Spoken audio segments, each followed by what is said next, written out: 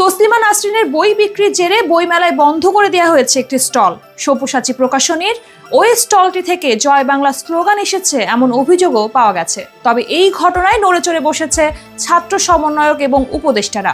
তাদের পক্ষ থেকে এসেছে একাধিক প্রতিবাদ। হাসনাত আব্দুল্লাহ ঘটনা সংশ্লিষ্ট একটি পোস্ট শেয়ার করেছেন। উপদেষ্টা মাহফুজ আলম পোস্টে জানিয়েছেন কড়া হুঁশিয়ারি।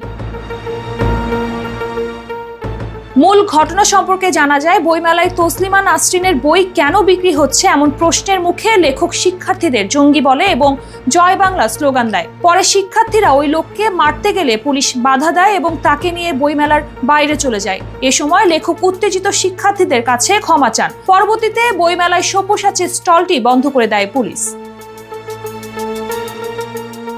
তবে ঘটনা নিয়ে ওই লেখকের ওপর নয়, শিক্ষার্থীদের ওপরই চটেছেন উপদেষ্টা মাহফুজ আলম।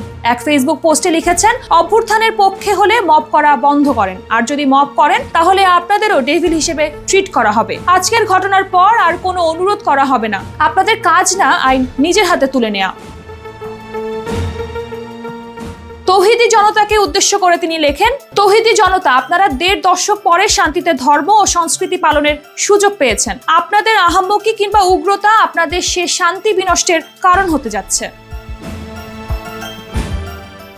এদিকে হাসনাত আব্দুল্লাহ শেয়ার করেছেন সাদিকুর রহমান খান নামের এক ব্যক্তির পোস্ট, যে পোস্টে লেখা হয়েছে, বইমেলাতে হামলা করার মধ্যে দিয়ে মোদি, ভারত আর হাসিনার হাতে এ যাবৎকালের সবচেয়ে শক্তিশালী অস্ত্রটা তুলে দেয়া হলো। কিছুক্ষণ পরেই নতুন এপিসোড নিয়ে আনন্দবাজার, ময়ূখ সবাই এক হয়ে এই সরকারের বিরুদ্ধে নাইমা পড়বে।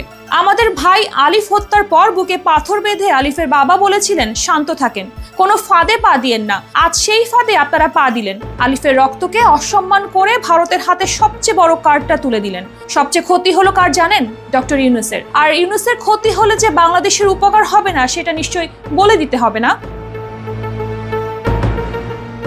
জড়িতদের পুলিশের হাতে তুলে দেওয়ার আহ্বান জানিয়ে লেখা হয়, এই মুহূর্তে হামলার সাথে জড়িত সবাইকে ধরে পুলিশে দেন। ইসলামপন্থী সকল সংগঠন এবং রাজনৈতিক দল এই হামলার নিন্দা জানান, মানববন্ধন করেন। আল্লাহর ওয়াস্তে তসলিমার বিচার চেয়ে এই মুহূর্তে কোনো স্টুপিডিটি করবেন না। হাসিনা আপনাদের বই নিষিদ্ধ করে রেখেছিল। হাসিনার থেকে দেশ রক্ষার একমাত্র উপায় হাসিনার উল্টা কাজ করা।